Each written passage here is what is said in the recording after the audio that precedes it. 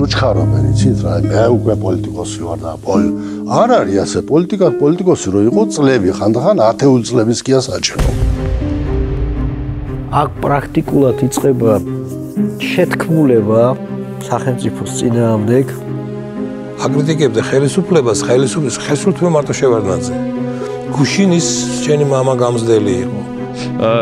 ამ პრეზიდენტთან ძალიან ადვილია ასეთ დონით ლაპარაკი, იმიტომ რომ იცი რომ მაინც არაფერი არ მოგივა და ერთით მართ ჩამოგივარდება თავიდან. ჩნდება ეგრეთ წოდებული ახალგაზრდა რეფორმატორთა ჯგუფი.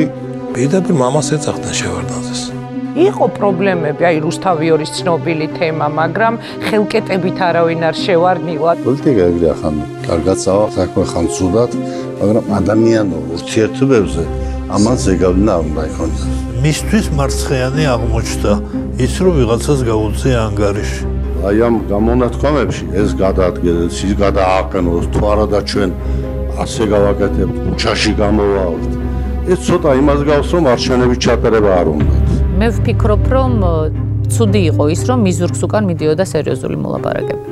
ყველაფერი გაკეთა იმისათვის, რომ შევარდნაძისათვის ჩამოეშორებიათ ნუგზარ საჯაია. ეს იმხელა ძალა და დასაყრდენი იყო. ჩამოვიდნენ მაკეინი, სტროპტელბოტი, ჩალიკაშვილი. ედვარდი გაუცდელოს. რა უნდა ამდენ ასეთი რანგის ხალხს ერთდროულად რატო ჩამოდის, რა ხდება?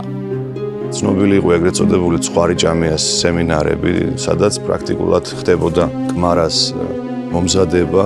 პრეზიდენტი შევარდნაძე გარდაიქმნა დიქტატორ ედვარდ შევარდნაძე. ეხლა ეს პირტიტელა ბიჭი კაცო ჩემთან მოვიდა მოკლე შარვალში. თურმე ამას გაუკეთებია ყველაფერი, ერთი რეფორმა, მეორე რეფორმა, მესამე რეფორმა. თუ იყო გარე ფაქტორები, რომელიც აჩქარებდნენ შევარდნაძის პოლიტიკური არენიდან წასვლას, ეს ფაქტორები მომდინარეობდა რუსეთიდან. ჩემი აზრით დასავლეთმა დატოვა შევარდნაძე მხარდაჭერის გარეშე.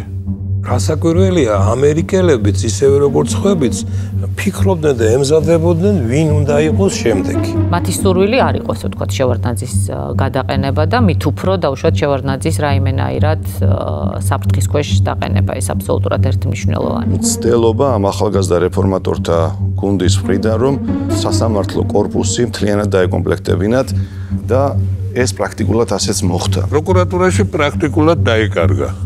ყველა ბერკეტი ანალოგიური სიტუაცია გადვითარდა როგორც ჩანს უშუალობაში. რაც გინდა მომხდარიყო, მას არ ქონდა იმის შიში, რომ თვალებში შეეხედა და დალაპარაკებოდა ადამიანს, როგორც გინდა აგრესიული ყოფილიყო ის. განსაკუთრებით ბავშვები ყვიროდნენ რა, ეს მე კმარალებს რო ეძახდნენ.